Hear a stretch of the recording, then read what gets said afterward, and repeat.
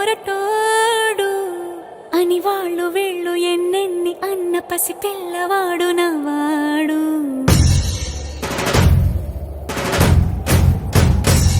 విడుముండోడు అని ఊరు వాడ అనుకున్న గాని మహారాజు నాకు నవ్వాడు.